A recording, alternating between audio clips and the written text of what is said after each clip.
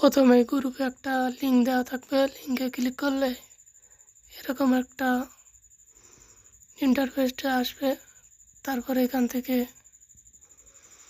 Join নাও তো click করলে joint হয়ে যাবে। তারপরে ট্রেড অপশন চালু হবে, ওখানে ক্লিক করলেই নতুন করে আবার ট্রেড করতে দেবে।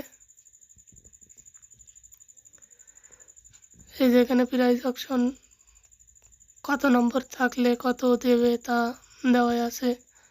যে ফার্স্ট পজিশনে থাকবে তার জন্যে থাকবে 1,75,000 ট্রি কয়েন। সেকেন্ডে যে থাকবে তার জন্য